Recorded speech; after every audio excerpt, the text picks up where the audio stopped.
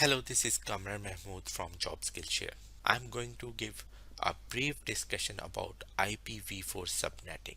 So, very quickly, let's head over to the next slide, which is talking about the topics. As you can see, we have a number of topics session because the IPv4 subnetting is one of the most important topic when it comes to the CCNA. And by the way, you are just going to learn IPv4 subnetting only once, and that's why it's been covered a lot in detail in CCNA. So that's why we are also intending to cover these topics a little bit in detail, because in future study like CCNP or even the further the future study, you are not going to touch these topics again. So that is why you have to learn it once and then you can use it so many times. So the topics that I am intending to cover: what is IP address and how it looks like. Then we will talk about the network and host portion. Then we have classes, and then RFC19 IP addresses, which is also known as the private IP addresses.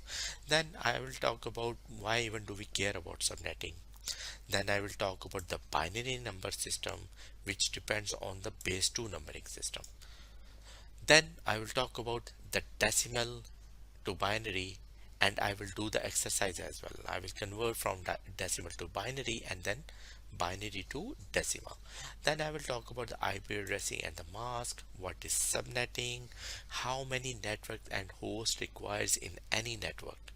Okay, so I will talk a little bit in detail how we can find number of network and host.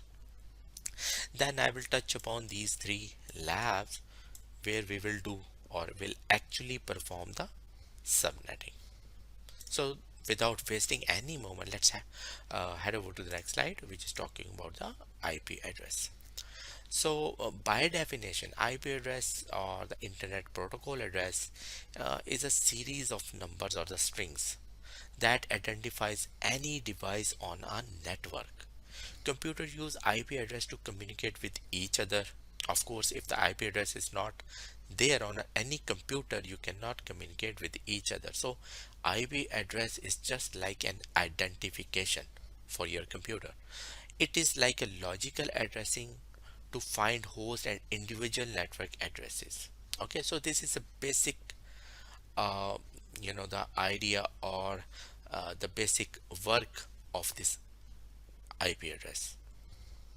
If I give you a very simple analogy, and in my earlier study, I have also or in my earlier sessions, I have already given this analogy as well, which is like street and homes, because that is the very simplest analogy that will make you understand about uh, why we need IP addresses. So basically, what happens if like we have the street, and then we have houses on top of that street, and we know every street has its unique identification. Okay, like this street is street number 123. On other hand, we have another street which is represented by street number 789. Okay, the house numbers could be same. As you can see, we have three homes here, we have three homes here, but what are the things that make them different from, if I do comparison between each, what makes this house different than this house? As you can see, the street number. Okay, so how we can identify this house number? We combine street number with the house number. It's like street 123 plus 1, so it makes the complete address for this house. So the house number is also same here, but what is making it different? The street number, which is what? Street 789 plus 1. Okay, so this is a unique identification. So same kind of things happens in our networking environment as well. So instead of street 123, this is how the IP address will be look like 192.168.1. So this portion uh, usually call it's the network portion, and the last one is host portion.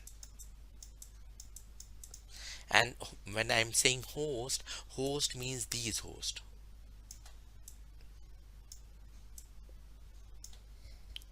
Similarly, 172.18.100 is a network portion, while the last one is representing the host portion, which is 1, 2, and 3. As you can see from the diagram, this host one is very similar to this one, but what makes this host differ from this host is the network portion.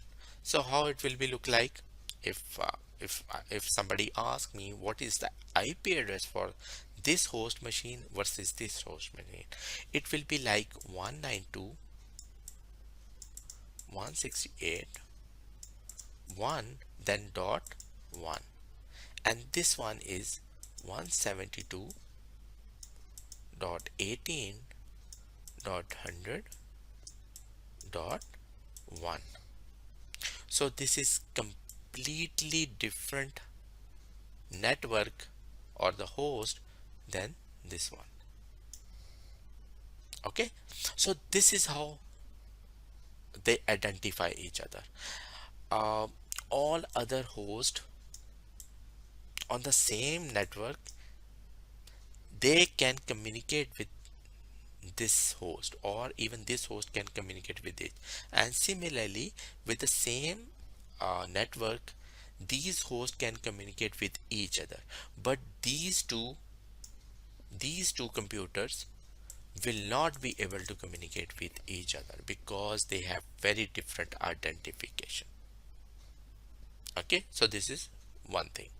um, I hope this analogy has been clear.